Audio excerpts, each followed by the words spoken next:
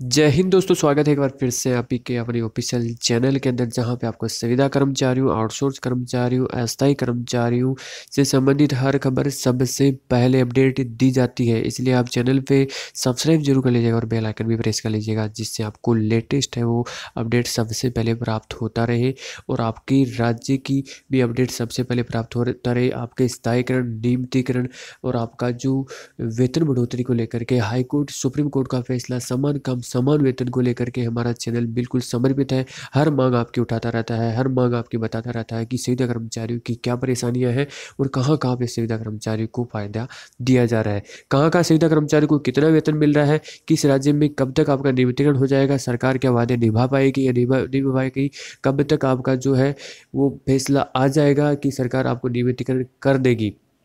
तो दोस्तों बताना चाहूँगा, कोई भी सरकार हो, चाहे कोई भी पार्टी हो, जब सत्ता में नहीं होती है तो वो वादे करती है कि अगर हम सत्ता में आए तो हम आपका स्थायीकरण करेंगे, नियमितीकरण करेंगे। लेकिन दोस्तों ये चीज़ें जब सत्ता में आ जाती है तो ये जो मामले हैं ये समितियों में के अंदर, ये कमेटी के अंदर सिमट जाता है और हमारे संविदा कर्मचारियों को तो वही हाल रहता है जो पहले था। तो ऐसा सरकारों को सोचना चाहिए, जब वादे किए हैं सरकार को निभाने चाहिए। आपके क्या राय कमेंट करके जरूर बताएगा। तो किस राज्य की ये खबर है आज मैं बताना चाहूँगा। राजस्थान में सरकार ने वायदा किया था कि अगर हम सत्ता में आए तो हम आपका जो नियमितीकरण है वो स्थायीकरण भी करेंगे। लेकिन दोस्तों इसके लिए कमेटी ने बार बार रिपोर्ट दे रही कि पहले बोले दीपावली पे आपका स्थायीकरण नियमितीकरण होगा, लेकिन अभी तक नहीं हो पाया है। वही वायदे आपके जो एमपी में किए गए थे, झारखंड, आपका छत्तीसगढ़ के कई राज्यों के अंदर किए गए थे, लेकिन अभी तक हमारे संविदा कर्मचारियों को कहीं पर भी नियमितीकरण का तोहफा नहीं मिला है। हालांकि दिल्ली सरकार ने अच्छा खासा तोहफा दिया है। एक आपको जो केंद्र सरकार के अंडर में कार्यरत हैं हमारे संविदा कर्मचारी, उनको भी तोहफा मिला था।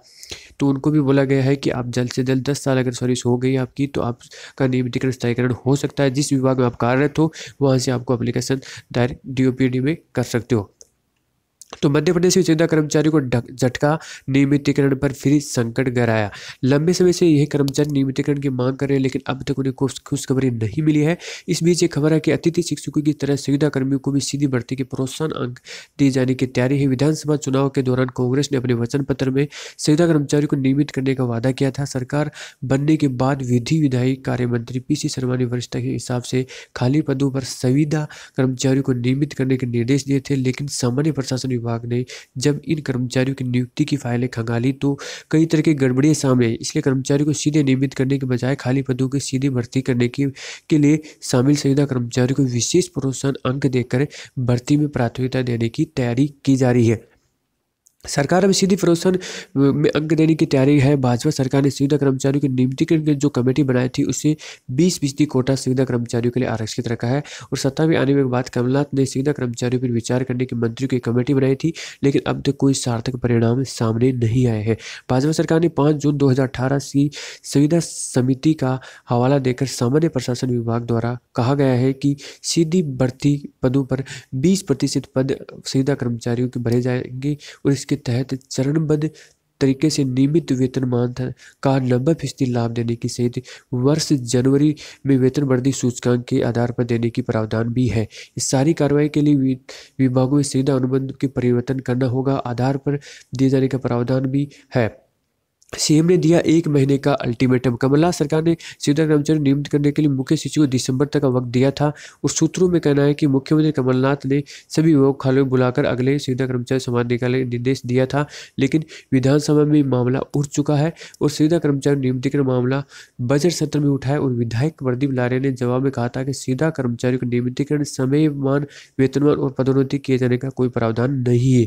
व्यापम से इनकी संविदा भर्ती हुई थी, जिसके अंदर आपका जो स्थिति सामने आई है, आशा उषा कार्यकर्ता, आंगनबाड़ी सहायिका कार्यकर्ता, किसान मित्र, साक्षर भारत प्रोजेक्ट में बिजली कंपनियों के कर्मचारी सहित इनका आंकड़ा 2.25 लाख के आर पार है।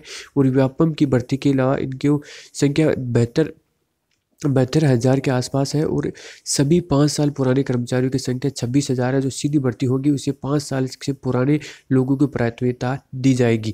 संघ ने अफसरों पर लगाए हैं इसके आरोप कि हमारा कोटा 20,000 का और प्रोत्साहन अंक और ज़्यादा भी लाभ होगा। तो ये थी, देखो कुछ देख सकते हो जो कमेटी के अंदर सिमटा हुआ है, जो कमेटी में सिमटा हुआ हमारे संविदा कर्मचारियों को हमारा मेन मकसद है कि लाभ मिलना चाहिए, नियमितीकरण होना चाहिए, वेतन बढ़ोतरी होनी चाहिए, क्योंकि बहुत दिनों से हमारे जो संविदा कर्मचारी है कोरोना काल में भी बहुत अच्छी भूमिका निभाई है। खासतौर पर सीधा कर्मचारी जो स्वास्थ्य विभाग के, उन्होंने बहुत अच्छी भूमिका निभाई है, तो उनको लाभ मिलना चाहिए। बाकी आप कमेंट बॉक्स में जरूर पूछ सकते हो। चैनल को सब्सक्राइब जरूर कर लीजिएगा।